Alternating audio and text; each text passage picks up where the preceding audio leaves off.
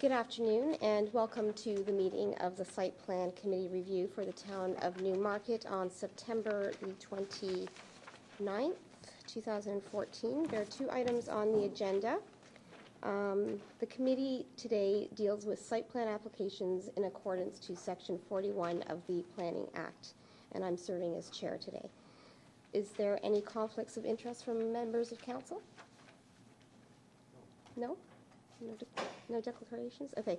So the first item on the agenda is application for site plan approval 212 Davis Drive in Ward 5, and that's the south side of Davis Drive, east of Parkside Drive, and that is in reference to the Green and Rose developments. Anyone here to speak on the application? Okay.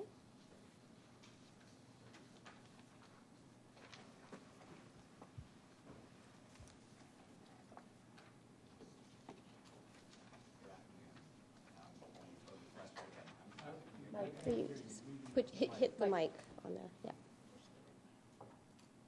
Does that work? Yes. All right. So, hi. My name's Dan Bearholtz. And I think I'm going to guess you're Madam Chair. Is that correct? And Council, thank you very much for having us here today. I will put up.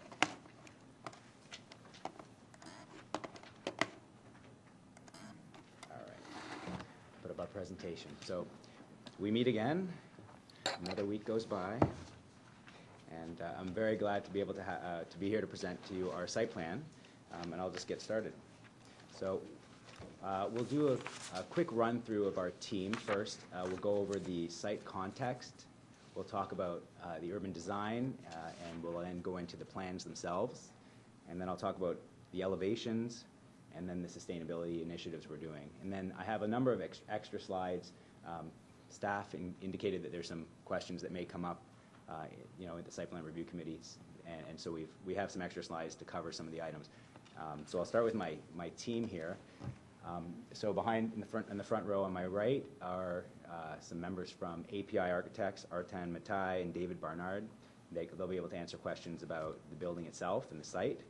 Stephanie Gonzalez on the far side is our landscape architect who can answer questions about landscaping. And Kim Nystrom we brought back in case any other questions come up about the issue we discussed last week on the parking side or any transportation questions. And we didn't bring Mike Hall from Condaland and Brad Rogers is on a fishing expedition of some kind or hunting or something. So he's gone dark for the week, so he wasn't able to attend. So I'll try to answer any planning related questions if I can. So the next slide is our context. The image shows the building in relation to Yonge and Davis Drive. You've seen this a few times already. Lauren is to the east. We have Parkside here, and then Yonge Street over on the left side of the slide. The parcel is quite similar to the seven other parcels on the right to the east of the parcel, which consist of some condo buildings, a co-op building, and some rental buildings. This is a zoomed-in version of our subject lands here. You'll see that there is the realigned Parkside Drive shown here. There's a commercial plaza here, condos, and a church right beside us, an industrial building to the west of us. This is an image you'll be familiar with from last week. It shows our site. The building is a 15-story concrete rental apartment building serviced by both elevators and stairs. There's planned to be 225 suites. The breakdowns is approximately 32% one bedroom, 36% one bedroom plus den, and 32% two bedroom units. It's a 2.4 acre site. In response to comments received from planning and engineering staff, the building was shifted north from our original submission in April to our submission last week that you have in front of you. It was shifted north towards Davis Drive, and an outdoor podium structure was added, which will be in an amenity area accessed by residents from the ground floor lounge and gym areas. So that's this area right here. This is the new Davis Drive streetscape frontage. So I'm going to do a quick walkthrough of our actual site plan just to show you some key components that you may be, it's a pretty busy drawing, so I figured I'd show you some of the details. So this is Davis Drive here on the right side of the drawing, and our plan is picking up all the Viva design. So we have just lifted their design and just up to the property line, everything you see there is theirs. to complete. As you go through, we haven't proposed any changes to this area of the drawing. This is the church. On anything south of this line here, this is the property line. The church lands are to the bottom of the drawing. This is a superimposed second deck, so you can ignore that for now. So the shared entry comes off Davis Drive. It's right in, right out. It goes into our property, and the church traffic will go south and around the church this way. They will also, at least temporarily, retain a driveway on the west side between the property line and the church. That's all existing condition. The fire route is marked on the drawing. You can see it a little better on the next drawing. There's accessible visitor and HOV parking, so most of our visitor parking you'll see is at the front of the building. The HOV parking is up here, some more visitor parking, and there's some visitor parking on our deck as well. The drive aisle continues through the site and goes all the way out to the back, and we've darkened the lines of the future exit to the public town collector road at the rear. So it's through a 6.7 meter drive aisle that goes directly through the site out the back. Our garbage area or garbage room is located in this location. Indoor bike parking is located here. We also have outdoor bike parking in this location over here. We'll get to that later. There's a move-in room for residents to move in, which is right near the garbage room. It's going to be a nice room that is connected to a rear entry to the elevators. There's a ramp that follows grade along here that takes residents up to the second deck, and then the second deck is shown down here. There's a provision for a continuous sidewalk that goes from Davis Drive all the way through the property, across the front of the property, and takes you all the way out eventually to the back of the property. So there's a continuous pedestrian throughout the property. There's also a provision for, and this was at the request of staff, for an eastern connection that would be able to bring our residents to the potential future whatever may occur on the south side, or sorry, on the east side of our property, on the church site at the back. But of course, that won't be until there's future development there. And as well, we've tried to leave a potential link available, although we're not, again, designing it for a potential link to the west, also based on the comments of staff. Bike parking, we have 57 spots, 59 are actually, sorry, 59 are required, I'll start again. Bike parking, 57 are required. We are providing 69. It includes 45 interior spaces provided to encourage the use of cycling and walking as a form of transportation, in addition to complementing the new Viva service along Davis Drive. Again, there's multiple outdoor and, of course, indoor under the deck for residents and guests. So, landscape plan. Approximately 40% of our site is going to be landscape. Pedestrian sidewalks are arranged to ensure clear access, ensuring safety of pedestrians to minimize the amount of paved area. Landscape buffers are provided on all sides, north to the south and west, along with extensive landscaping at the southern perimeter, which is also at the request of staff, and also some councillors have made a comment about that because of the residents on Queen Street. So there's extensive landscaping, which we'll show you in some elevations in a moment. And the front of the property has been designed to protect the existing water flow that goes through the front of our property based on the requirements set out by the Conservation Authority. What you're seeing here is an east elevation cross-section of just the front of the property, showing you the Davis Drive elevation gain to our building and and basically how we're using that to take advantage of the elevation gain to provide amenities to residents and enhance the visual impact of our building from the Davis Drive viewscape. So our property line is about here. There's a hydro easement right here that we're leaving clear. We're doing some landscaping. There's a seat bench, some stairs, and that's up to the patio with the overhead podium. In terms of parking, we've talked about this before, but I'll quickly go over the fact that we have a 100-stall open-air parking deck built in the south of the subject lands. There's an additional 117 spots on grade. Because of the topography of the lands, which I have some additional slides if you're interested in learning more about later on, both levels of the parking structure will be open air and at grade. The second deck actually is at grade on the west side, and it's above grade on the east side because of the slope. And the lower level of the parking will be set at an elevation that works for the new public collector road at the rear. But we are still working on that. I actually received an email on my way here from the engineering department that they've received the data they've requested from the town engineer, third-party engineering firm, and that they expect to have the results by next week. So that's positive news. But that's one of the reasons we didn't bring our grading engineer today, our civil engineer, because he hasn't received the information yet that he needs to finish off his grading design. So the site plan, this is the north side. I've broken up the site plan into a few different sections so you can get a good view of this, and these are landscape drawings. So you'll see the outdoor amenity area with our planters, our benches. There's a lower wall patio, which is a seat wall here. There's a sidewalk from the entrance to Davis Drive, a nice walk along. This is actually a retaining wall here that's protecting, we have a long-term stable top of bank requirement of the Conservation Authority, so we've designed along there. It's called the erosion buffer here, so we've used that as our limit of our design.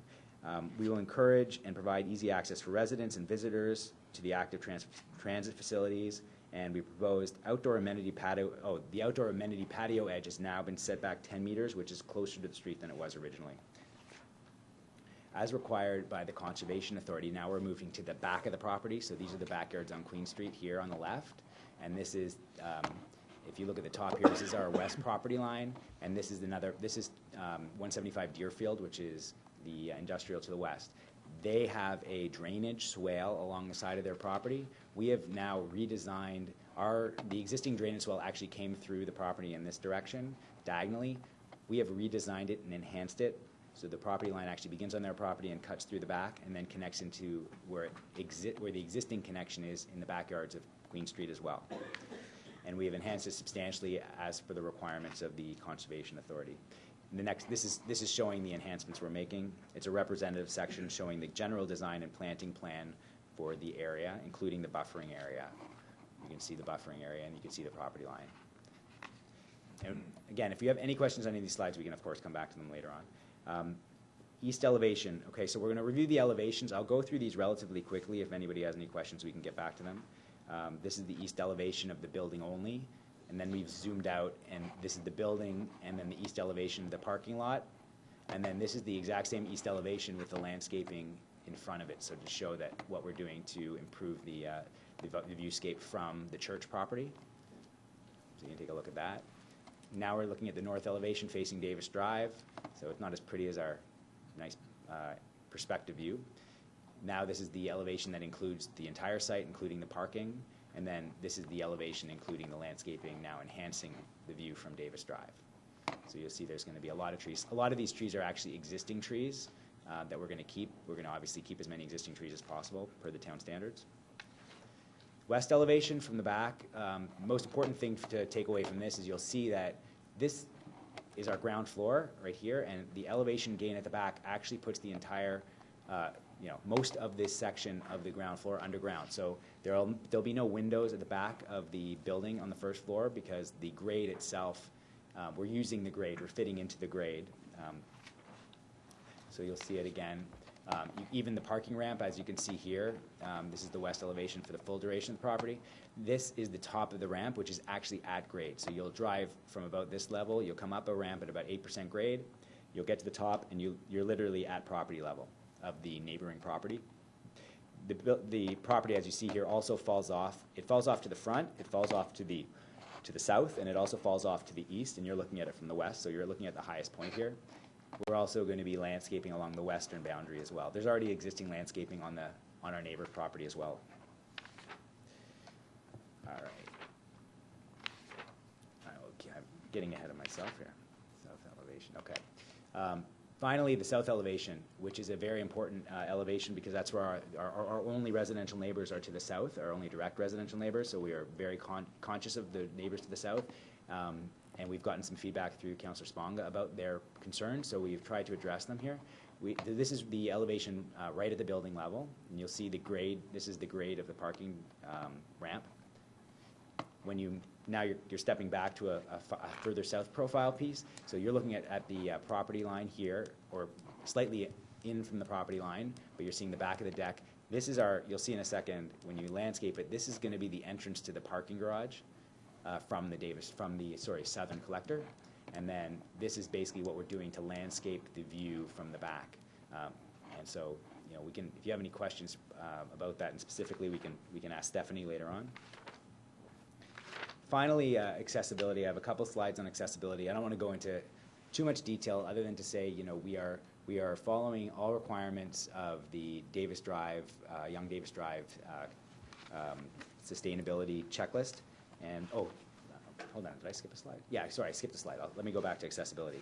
We have checked all the boxes, all required through the town's site plan accessibility checklist, which includes items including parking stalls, pedestrian ramps, ramps and curb ramps, entrances, signage, and all requirements are already to building code, but we have made sure that we have filled out the form and checked. Additionally, we are providing barrier-free suites for the building code requirements, and we're also considering providing other modified units, which could include just, you know, some of the components of a typical unit in order to meet the demand that we expect. We haven't gotten to complete detail on that, but basically what I'm saying is we're going to provide the absolute minimum because we have to under the building code, but we're actually going to go beyond that, and we're just not sure to the extent to which we'll go beyond it, and it'll depend on some additional information we'll be getting from our architect, and the York Region also is helping us come up with the appropriate numbers and the appropriate specifications for those types of units.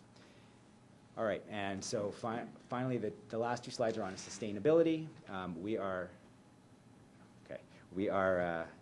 committed to providing our best efforts to maximize all the sustainability initiatives for our building. The list here includes 3-stream recycling, storage of recycling and waste, energy efficient lighting, energy conservation through unit metering, water conservation measures, innovative methods of reducing storm water flows, rainwater collection used for irrigation, and then on the transportation side, we've provided any anti-idling signage, dedicated high occupancy parking, minimized parking, as we know, and also provided bicycle storage. This list, I'm not going to go through in detail. It'll be in your package, I believe. But it's a list of all the Young Davis development standards, and we were asked to provide a memo basically outlining how we're going to achieve each one of these individually, and so we've supplied that memo, and I have the memo here, and also our consultants can specifically answer any questions you have about any of the things we have written on that memo. So that's it for the presentation part. Okay, thank you very much, Daniel. As always, you've provided great clarity, and I know that you're very passionate about the project, so thank you. Thank you very much. Should I go back and sit down? Well, I'm going to ask council if they have any questions. Yeah, go ahead. John? Thanks very much, Dana, for the presentation. A lot of good information there.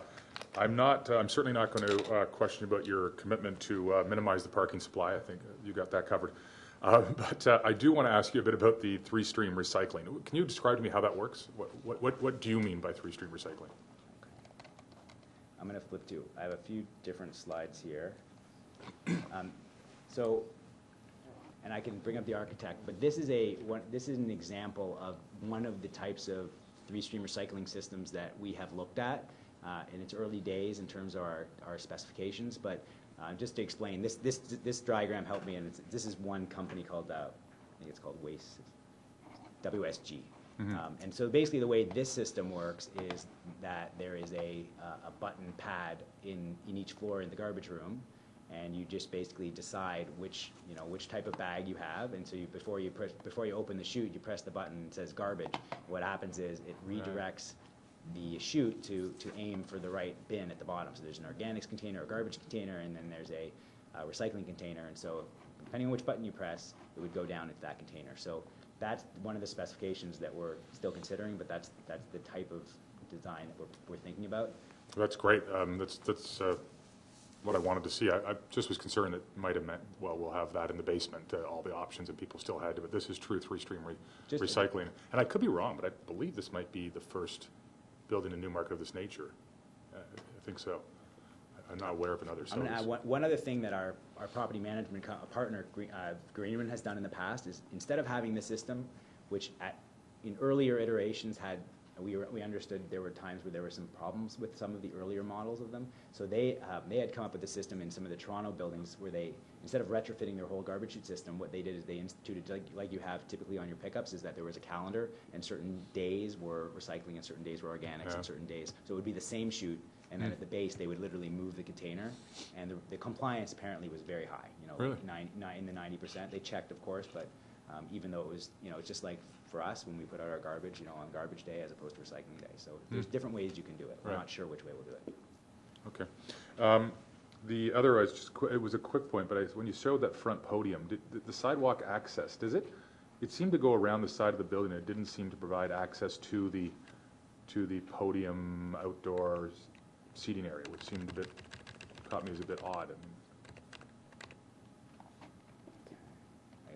Yeah, so I mean, you might not have worked out perfectly yet. No, I mean, There is some access there somehow? I would Stephanie think or there would David? be. Do you want- There's an access, if you follow the walkway in, Yeah. right by the red, there's a little passageway. Right there? But Okay. then, and then you would go Okay, left up the stairs to the podium. great. Stairs. Super. And finally, I think I might have mentioned this to you earlier, but snow storage and removal, or removal? What's your thinking Yeah. on that? David, do you want to come talk about that?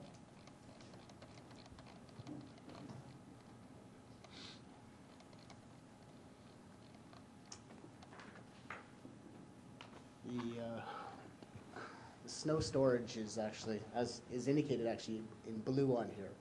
So it's going to be done by a private hauler, and we've basically going to be pushing the snow to these locations using a bobcat. Most times we use bobcats. And if the snow is in excess of where it can actually handle it, we'd be hauling it all off-site.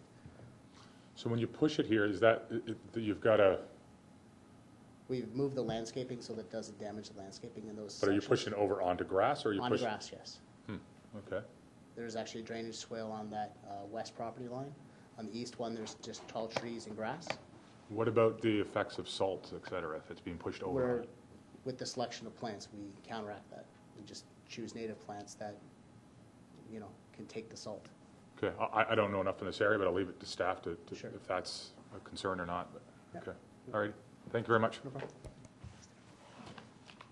Councillor Kerwin? Two questions. If we go back to the building that's built, There's a lot of slides, I apologize. Just this okay, image here? what material are you using on the outside? Is it brick? It's not brick, actually. I'm gonna have our 10 come up and talk about that.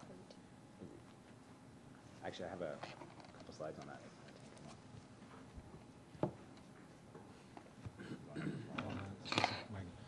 Well, this is EFIS assembly, which will give you the entire wall basically prefabricated. You get the stud, you get the sheathing, and styrofoam with weather-controlled drainage and everything else. And at the top is the lamina, which is made of stucco with the stone-embedded flakes. So there's no brick in it at all?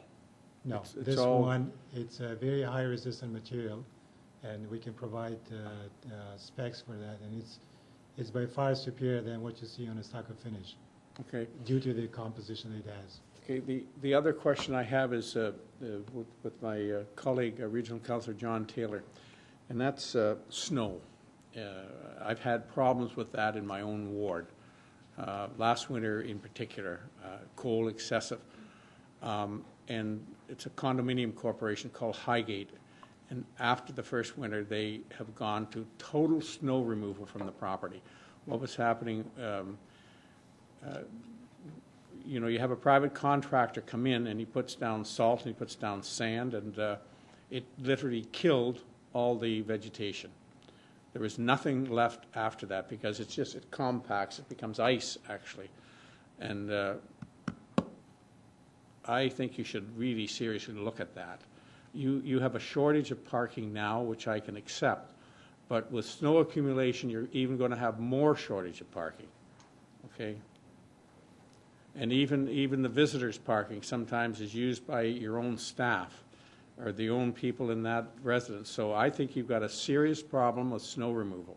It won't show up, I mean, that'll be next winter of 2015, but with the shortage of parking, I think we should tie you down in the site plan that you remove the snow.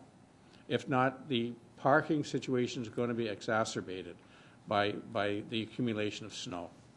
because they'll just push it in. Yes, you push it with a bobcat, but what do you want to push it into? Sometimes you push it into cars, sometimes you push it onto your vegetation, and I know I have the problems myself in areas where there's a limited amount of parking, and particularly Highgate and Amica, and now Renessa, like the whole area's really filled out. So they've insisted on snow removal in the Highgate condominium. Okay.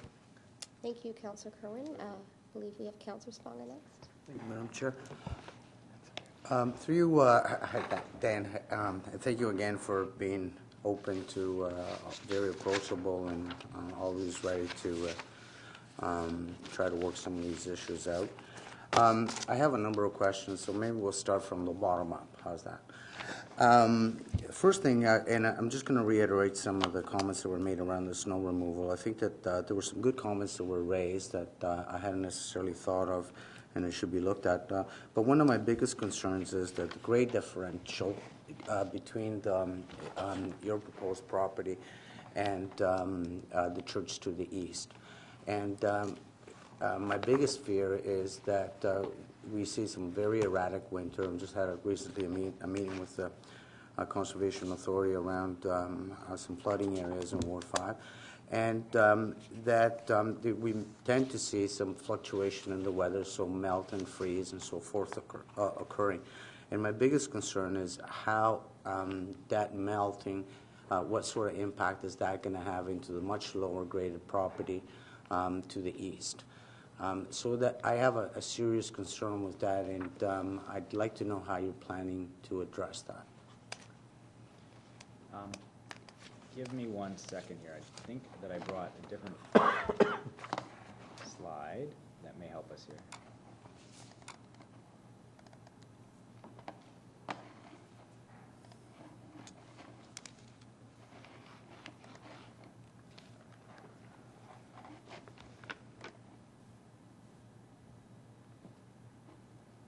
I'm guessing here. Let's see if that helps. Okay. So we're talking here, trying to zoom in a bit, see if I can zoom in, I'll see if it lets me. I brought the grading drawing to show you, but it's not. Here, I'll do it this way. All right.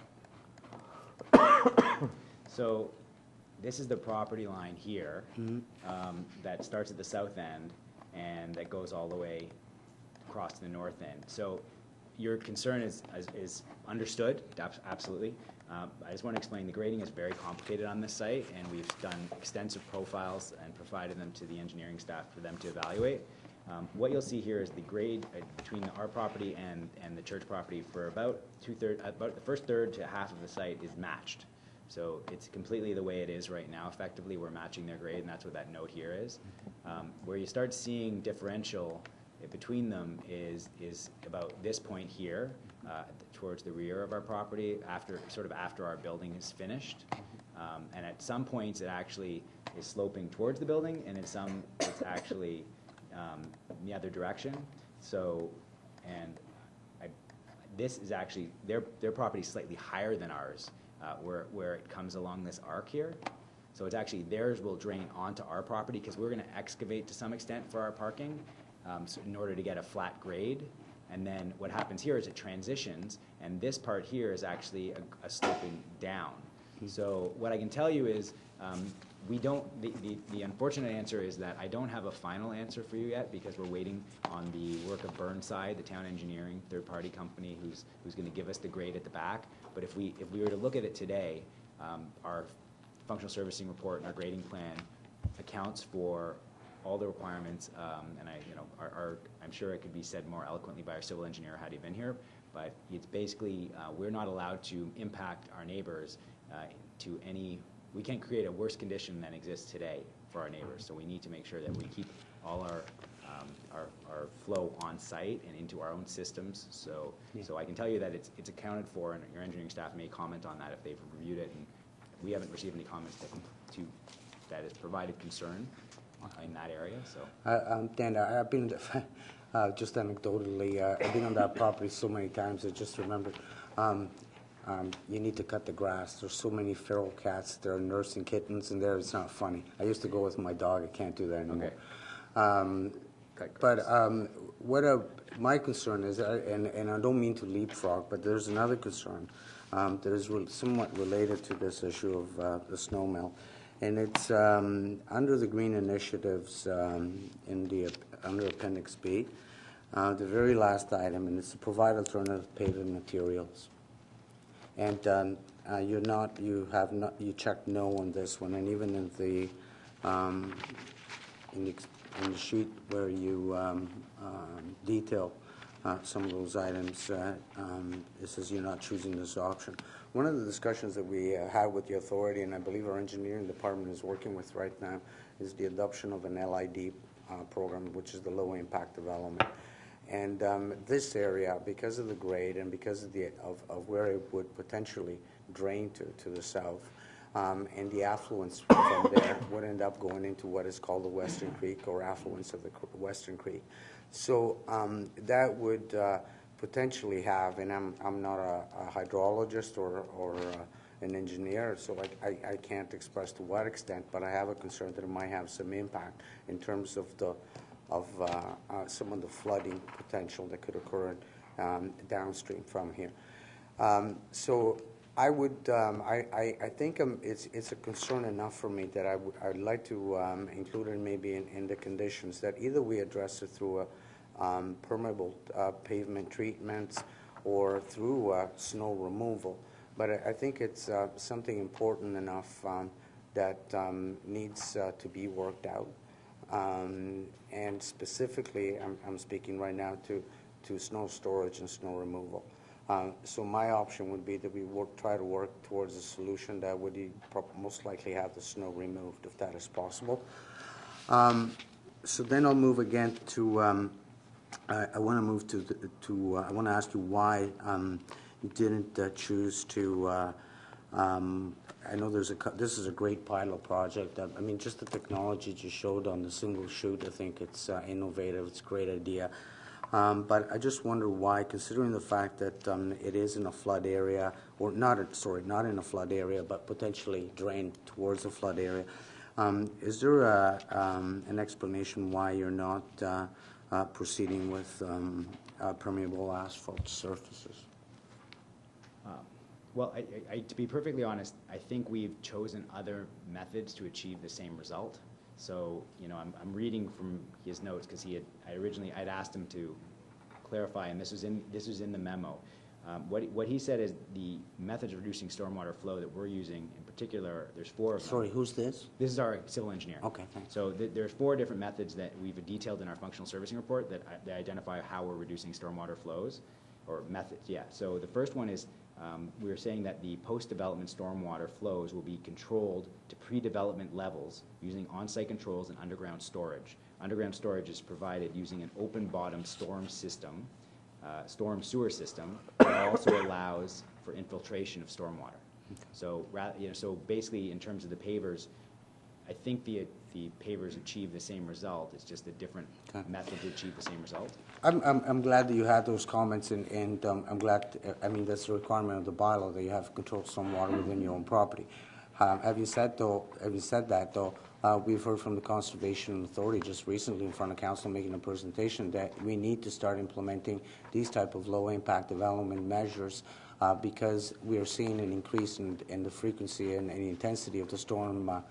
The weather events that we're seeing. So I would like to have this looked at in more detail. And if the Conservation Authority and our engineering department feel that this complies with some of the initiatives and the guidelines that are provided under LID, then I'm satisfied. But I need to get that feedback back. Okay, thank you. On that one. On the landscaping, maybe through you, Madam Chair, to Stephanie. Could you tell me, I'll start from the front. Is that okay, Dan, or do you want me to ask you the question? Go ahead. At the front right now, separating the church property and the potential front access where the podium is being presented, there's a row of, I believe it's blue spruce. I could be wrong. they're coniferous that have a certain caliper. Are those going to be preserved, or are they going to be removed? They're existing. Right. We've designed, Would you like to come to the front? Speak. Thank you. Is it coniferous or conifer? Sorry. both. No. Tomatoes. Okay. So we've designed the entire front part of the landscape around the existing vegetation to be preserved.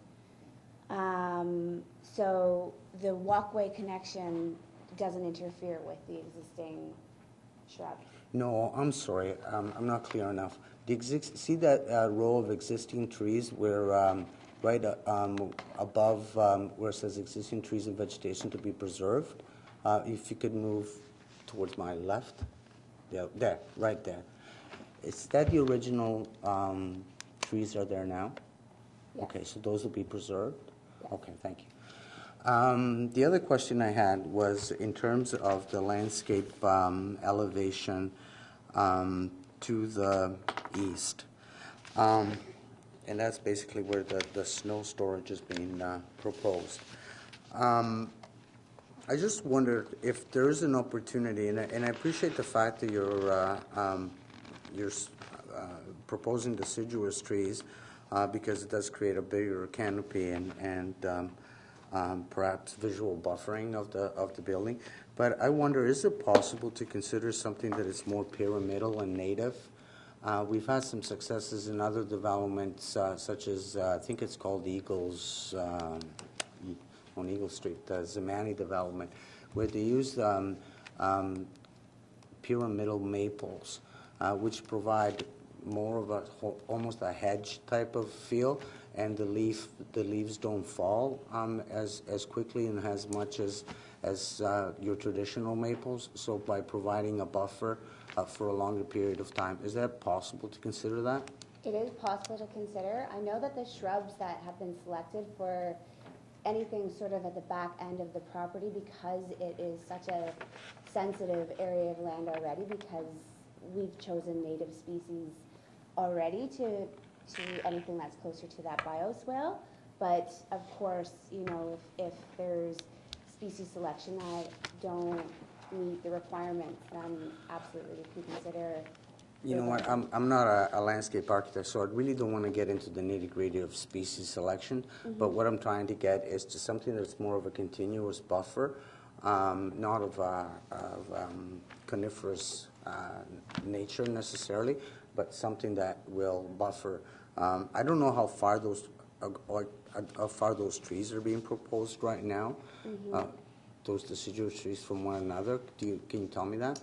I don't know exactly. Let me go to this landscape plan. What is it? They're 9 meters apart. 9 they're meters in apart. line with the pillars. And my understanding is what, they're all 30 centimeters minimum you're proposing? The caliper? Caliper? No, we have specified 70 caliper. 70 millimeter. Yeah, millimeters. sorry, yeah, So yeah. that's even Yeah, sorry. much smaller. So my concern is that, you know, you're going to have Initially. little yeah. trees like that for 15, 20 years, 9 meters apart, which is almost 30 feet. Initially. So can we see if we can increase that? We've done something amazing at Haskell Park. To actually, instead of putting up a fence that we have to continuously change, we put some beautiful pyramidal trees that act as a buffer visual and also define the parking from the park. So if we could look at that, please. Okay, and I'm also going to make a conditional set on that. Sorry, Dan, but these are little things, I think. Again, moving now to the south. And I really appreciate all your work there and what you're trying to do with the preservation of those trees in the back. Can you tell me how many of the larger caliper, and then you'd have to tell me what you consider larger caliper, are going to be preserved south of that sumac road that there's there? That's the one slide I didn't bring in. Oh, Okay. no, I don't think I have the landscape. We are, yeah, sorry, we are showing the trees that are to be preserved on our plan, but we were not the arborist, so I don't know the number. Yeah, and it's hard for me to be on site and then try to reflect from this drawing which trees are going to come down, which trees are going to stay. Right. And that's why I'm wondering if you could. I could, if you give me a minute, I could pull it off my Or computer. I could can show we you agree afterwards. that you're going to preserve all the larger trees in the back? I can tell you, there are some trees that won't be preserved. Okay. From what my layman's understanding of the arborist report is that they're preserving as many trees as of all the substantial trees. Yeah. I don't believe there are very many that are going to be either impacted, injured, or removed. I don't have the exact count, so I don't want you to quote me on that. Yeah. But the report is very thorough. We've submitted it, and I can certainly walk you through it, and I can even dig it out. My now. concern is right now the present canopy there does provide an adequate buffer for the parking structure, not necessarily for the building, I guess from the perspective, even the building to a certain extent, but definitely for the parking structure. And so my concern is the removal of those larger trees will expose the parking structure much more than what the present landscape it does. And so I would have a preference to see if we can maintain as many of those as If possible. you do look at the plan on the slide that's shown right now, so all the trees that have the hatch through them, those are existing trees that are to be preserved. Oh, great. So we are maintaining Fabulous. along the property line as much as we can, making room for the connection to the existing bylaw. And I want to touch on that. The connection is planned, and there's going to be a number of drivers that are going to enable this municipality to move forward with that connection in the future. And I think that eventually, when we see some substantial development in the long term occurring in that area, I think it'll be a welcome relief for traffic and so forth. Much more the way we've done connected Canadian Tire to the mall and to the north, of which we could connect to the south and East Gwillimbury as well as we did in that area. However, that is going to take some time. So I wonder if it's possible at this time to enhance the landscaping where the proposed exit is, where right now there is a void, and perhaps with plantings that aren't within the nature that in 10, 15, 20 years from now, by 2031, we're going to have an issue having to cut them down, but nevertheless some sort of buffering in that area as well. Is that possible? I don't see why not. To be perfectly honest, we left it void just to make sure it was really clear that we had the intention of using that as an exit in the future. There was no real reason otherwise. Okay. So it's not like And so I guess we can make that available, like you can clear it in the future, you know? Yeah. Okay. Yeah. I'm sorry? I didn't hear. Okay. My last question is on the facade to the south,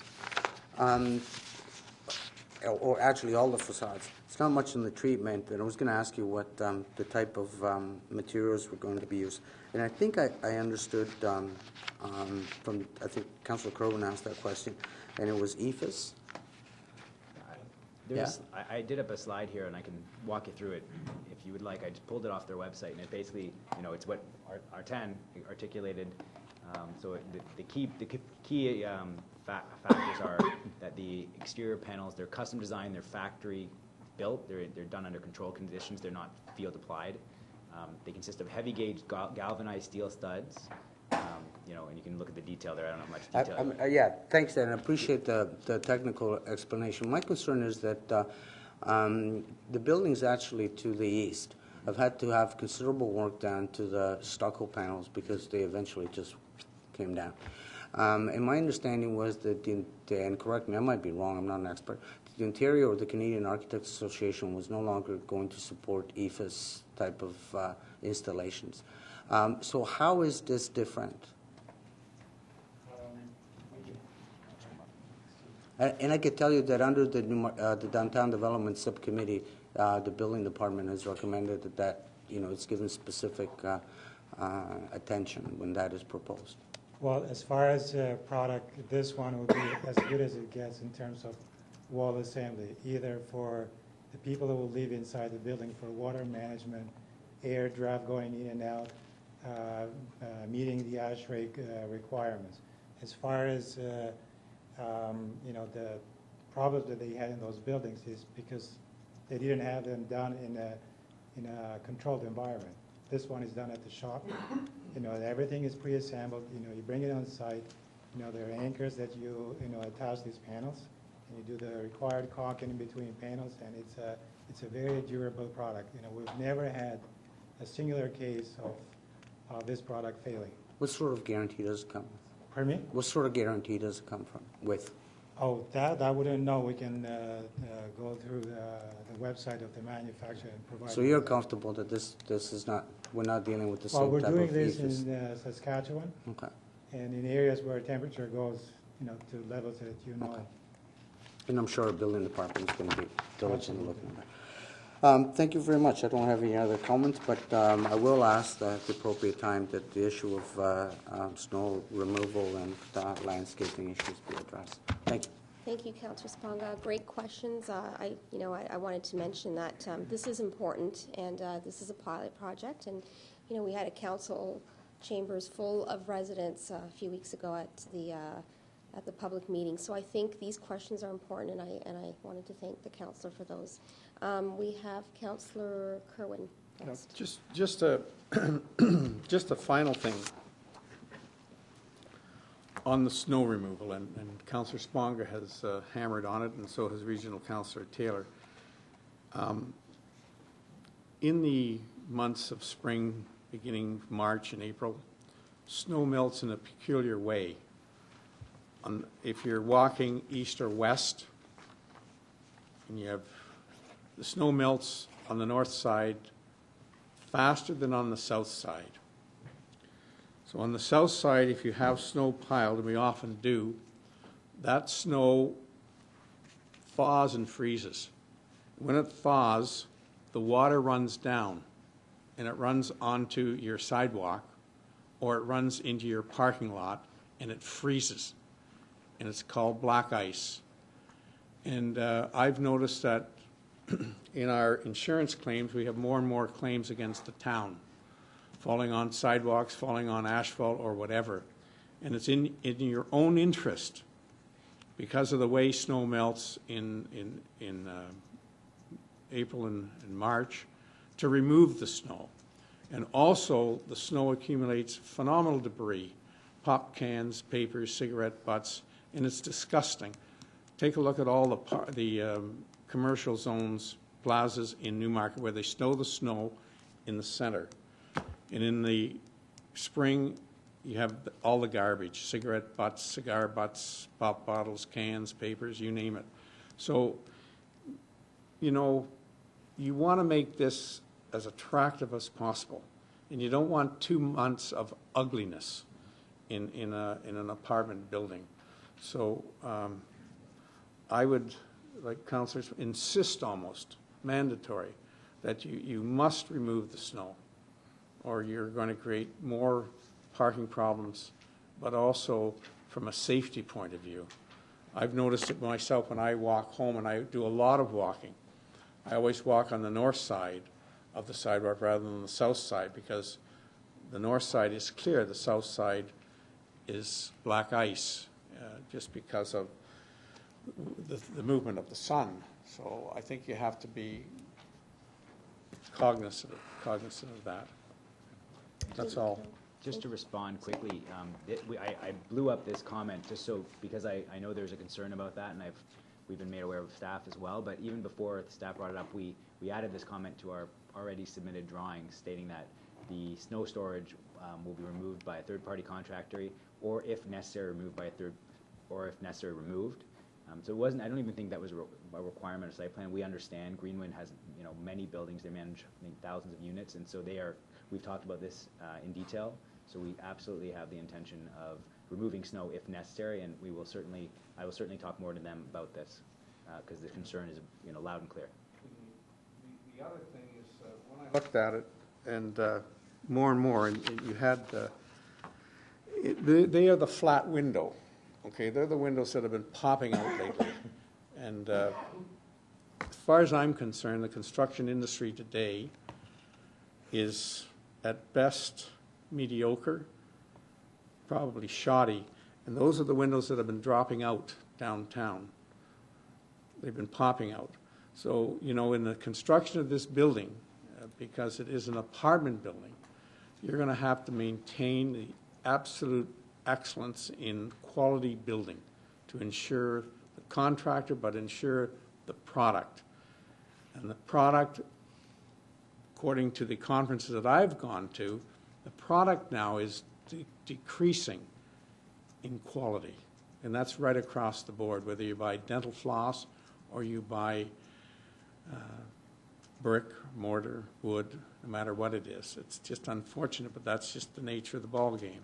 So I'm anxious to see this building go ahead, and my slogan was when you were building it, you know, and the issue was parking, is that what's more important, accommodation or parking? What would people prefer to have, a place to park or a place to sleep? As far as I'm concerned, it's a place to sleep. And parking you can solve. I've never not been able to find a place to park, but people do find it difficult to find a place to sleep. And that's what you're providing, and I compliment Regional Councillor Taylor, and I compliment all this council for taking such a high interest in this building. And look, 7 out of 9 are present today, even though we're all seeking re-election. So, you know, we're all interested in what you're doing. Thank you. Thank you, Councillor Kerwin. Councillor Hempel? Thank you, and thank you, Dan, for the presentation. The building sits on a significant piece of the property, and I noticed that you're doing rainwater collection and storing that water from the roof of the building, and you're going to be using that water to irrigate the vegetation on the property. I was just wondering if you could give me a little bit of an explanation how that works and where the water's stored. Okay. So I will read probably the similar wording to what you have, you may or may not have read, but so I have a couple comments on this. One of the comments is clear rainwater from the building rooftop will be initially captured into a rainwater harvester for later reuse for irrigation of the extensive soft landscaped areas of the site. In addition, as described above, which I will go back to, a subsurface infiltration facility will intercept all storm runoff from the site, promoting infiltration into the native permeable sandy soils, as identified in the soils report. That's great. Thank you. Does that help? Yeah. I was wondering, is that storage vessel that you have, is it inside the building? Is it on the property underground somewhere? Or? If you look up on the screen in the top, it's right here in the back. It's a cistern. It's a rainwater cistern. Okay, that's great. Thank you very much. Thank you. Councillor Sponga? Sorry, Dan, I did miss one question, and that we don't get to deal with medium-rise, high-rise often. One of the things that I noticed is that as we went through a planning exercise in the past in terms of green initiatives and so forth, and looking at dense development, vertical development, was the reflective treatment of the roof and fixtures. So I see that, again, the check mark is that you chose not to the option for light, whatever it might be, treatment. But I have a concern with, and I wonder if you could give me some more specific information in terms of the antennas, roof fixtures, and if there's any provision for reflective treatment or attenuation, because it is going to sit about, well, I guess there's nothing taller at this point, at that point, because of the elevations, but eventually that's going to have an impact. Okay, so I think I heard a few questions in there. The first one is about the reflective surface. We have focused on this presentation and our submission on the requirements on the Yonge Davis Drive corridor. There are additional policies that are set out in the secondary plan, the official plan, and various new market documents that have been provided to us, and they include other sustainability measures. So we've actually reviewed each one of those with our planning staff, with Marion Plant in particular, and one of them, as you said, was the reflective surface. So we have gone back to our team, and it's our intention, even though we're not committing to it because we're not required to commit to it, but we do intend to have a type of material that would fall into the category of reflective surface. I personally, maybe they can. You want to talk about what it's called? Because I don't remember the exact material. The roof, as you can imagine, will have the membrane for the water, and either is a 3-ply membrane or is a single ply, which will be your EPDM roofing. There's a few ways to fasten it or keep that tight to the building. One of them is with gravel. And we are eliminating that, so you have more of a reflection from your EPDM, which is your single-ply membrane. And the membrane is going to have a white color, which will get you the most of the reflection you can ever get in a roof. Oh, great. And in terms of one of the visuals, I guess you're going to see, I think the building looks relatively nice. But one of the things you're going to happen to notice, and I just saw it actually in your presentation for the first time I noticed it, is that there's some proposed antennas on the south elevation. Or maybe you can clarify to me what those are. They're like little rectangular, they almost look like election signs. Maybe they are election signs. I'm sure you All right. There. Oh, sorry. No, those are wall tags, you know. Oh, yeah. Each of the elements is being tagged, and you have Okay, that's what it is. a description associated to it. You can tell how blind I am, right? Okay, thank you so much. We actually have, to be honest, full disclosure is that we are going to be, at or similar to the highest buildings there. So there is potential for companies to come to us to ask to put antennas on our roof. I expect that will happen over time as time goes on. But we have no provision right now. We haven't done any deals with any But I would companies. expect that would come to site plan. Yeah, it would, no, we're talking years down the road. I don't anticipate, there's a small chance somebody will come forward this far in the game, but we don't anticipate at this point there'll be any antennas on the roof at the time of construction. If there are antennas, my personal feeling is they will be, a stealth design, shrouded, not impacted the visual. Like, I wouldn't want to make this building ugly any more than you would. Okay, thank you so much. Okay, thank you, Councillor Sponga. Are there any other questions from members of council? Anybody? Mr.? I didn't see it. Oh, right, okay, sorry, Mayor Van Barney. Thank you. We can go back to the landscape drawings and take a look at the retaining wall. I know that that was reflected in the drawings initially because of the position that was adopted by the Conservation Authority. And the intent there then is to retain an open ditch there. Can you show me where the retaining wall is? It's this Right black, across there. thicker Yeah. line. Given that this is going to be an urban center, I'm just wondering if you would, I know that there's some discussions to continue to explore the potential of closing that in, and you'd be prepared to continue to pursue those discussions if that becomes feasible. It's something that I would like to see, because having an urban center with a ditch that really doesn't have the environmental impact that we thought it was probably just doesn't fit. And so I'd like to see that as a condition, and you'd be amenable to that if that can be worked out. Okay, and so to respond to that, our position all along has been that we have a certain budget associated with the potential to deal with access and sidewalks, and we've communicated that through to the CAO, and nothing has changed in our position on that, and everything is happening at the same time here. So as the information goes back and forth, we are happy to continue to consider and work with the town and work with the Conservation Authority to make sure if it's a feasible option, we will certainly consider it. Okay, thank you. Okay, thank you. I'm confident staff, oh, sorry. As we go forward with the recommendations, I would like that to be reflected in the Yes. recommendations, that they explore the possibility of enclosing the open ditch to create an urban breathing space. So that would be a consideration. Yeah, I will, yeah, absolutely. I mean, the numbers is, the biggest concern we have in making any commitments in that regard is because we are very, very unclear of what that cost is, and so that's our biggest concern, so we are certainly open. I think Explore gives you enough Yeah, flexibility. Okay, thank you, Mr. Mayor. Councillor Sponga?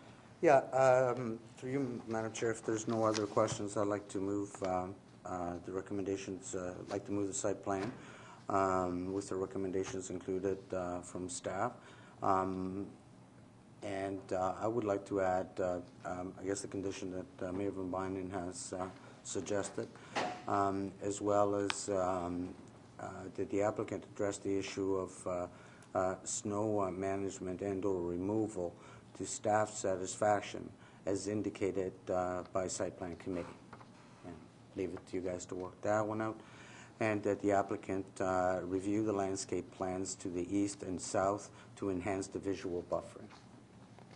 Okay, thank you. Do we have a seconder? I'll second it, yeah. I just have one clarifying question. What did the last you said to, as indicated at Site Plan Committee? What does that mean? That means that I think there's been some concerns raised by members of Site Plan in terms of the impact to landscape, the potential melt and black ice conditions to the adjacent site. I think those comments were pretty self-explanatory, and I would leave it to the staff and the applicant to work that out. So, And if but they at the end of the feel- day, your recommendation is, sorry, through you, Chair, is that the opponent deals with staff regarding other options or They can work that or out. whatever, or perhaps, Yeah, but I think we made our concerns quite clear, and Okay. the applicant and staff can work those out. you're not requiring anything in, No. okay. Okay, thank you. So we will call the question then? Sure. Anybody else want to speak on it? Okay, so we'll call the question. All in favor? Opposed? None? Thank you. Thank you very much, Daniel, for Thank you very coming much. and answering those questions. I know it's been a long afternoon, but it's an important project, and I know you certainly agree with me on that. Thank you very much, appreciate it. Thank you. Okay, so next on the agenda, we have item as follows. Request for exemption from telecommunications tower protocol at 912 Bosworth Court in Ward 6, and that's south of Mulock Drive, east of Yonge Street, from the municipality of York, the regional municipality of York. And we have a deputation from Davy Chan, who is the capital project specialist at the regional municipality of York, who will address our committee today as per his request. Good afternoon, Mr. Chan. Good afternoon. Good afternoon, Madam Chair and members of the committee. My name is Davy Chan. I work for the York Region, and I'm the project manager for this project for the Hounds Trail Flume upgrade, meter chamber upgrade. So I just have a quick presentation.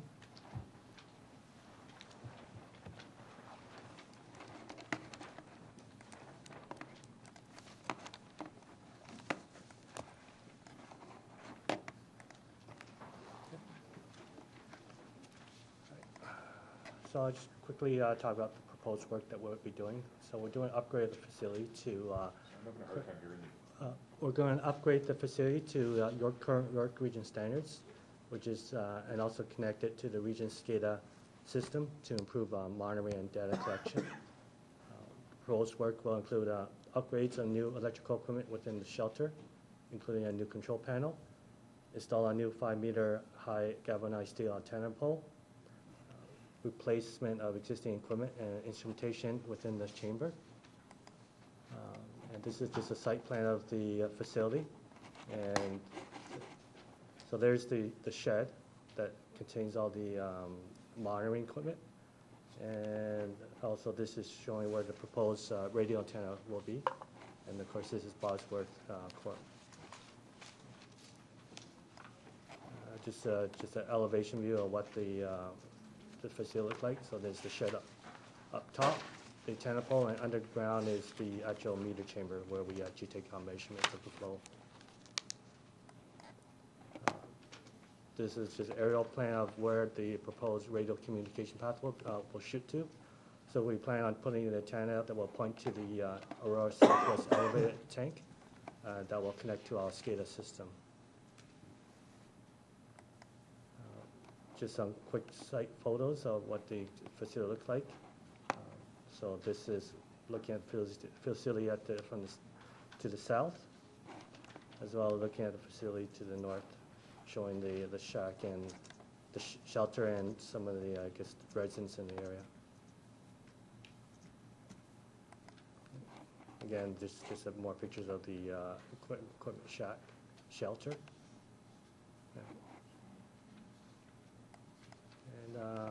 Just put in some example as what we're proposing to do.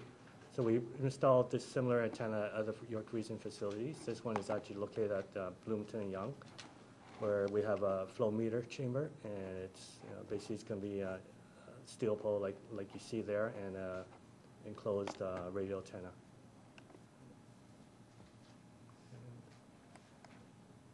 And then basically the next steps is just to request exemption. That's why I'm here today, and start construction will be in Q1 2015 and around Q3 2015. So Okay, thank you very much, Mr. Chen. Any members of the site plan committee have questions? Regional Councilor Taylor? Just looking at the notes from staff about that if we provide the exemption, that recommend the applicant be directed to provide information letter. But as part of site plan, would anybody have been notified in the area already, or? Through the chair to Regional Councillor Taylor, this is the first indication that we have had of this application, so there has been no one notified of this. This has come to committee for the first step in the process. Okay. I'll gladly move the recommendation that we provide the exemption and direct notification, although I don't think the notification, I don't know what the standard would be, but I don't think need to be too broad. I think the most telling photo or slide that we have is the one where they show the red line that would be the pole. This is for the SCADA system. It's an extremely low impact proposal we've got in front of us, so I can't imagine having too many objections or difficulties, but so I'm happy to move that. I'll second it. Okay, Councillor Kerwin, did you want to speak on that as a seconder? Okay. Councillor Sponger? Yes, through you, Madam Chair. Do you have any plans for landscaping the area to create some visual buffers? Yeah, right now, the site's basically all asphalt, and we could look into landscaping, but my concern is about maintaining access to the facility for maintenance. So that's only one of my concerns. Okay, so is landscaping possible in the perimeter of the area and still have good access? We could look into it, right? Okay. And then if we could fit it in without impeding on getting access to the facility, then yeah. Okay. So through you, Madam Chair, to staff, does that need to be a condition, or can that just be direction to staff that, trying to have some landscape treatment to sort of buffer in the perimeter, if possible, be considered? I consider that friendly. It's friendly, so I guess it'll be a condition, yeah. Okay, thank you. I would actually like to, thank you, Councillor Sponger. I understand that, and I certainly see the importance of the tower, so that's fine. I think most of council agrees with that. I do want to put, though, that it is subject to the condition that we do notify residents of, and I know that you normally, York Region does that? Yeah. Okay, so can we put that on? Would you? That was in the motion. That was in the motion as well? Okay, so we have a letter. Okay, thank you. Thank you very much. Sure, thank you. And just, I think, sort of as I stated, to include also the friendly Yes, amendment, yeah. That's Excellent. examined. Good. Okay, thank you. Oh, sorry. You're ready to vote, okay. Call the question, yes, Mr. Mayor. All in favor? Opposed? Well, before we do that, I believe it's staff's intention to have these minutes ratified. Is that correct? So just to let members of the committee know that. Chair, to Mayor Van Bynen, yes, we will have the minutes to clerks, and they will be included on the agenda tonight. Thank you. It is our last council meeting, so I would hope so. Thank you very much for the members to showed up today, and for the staff and those who came to speak. Motion to adjourn. All in favor? Thank you.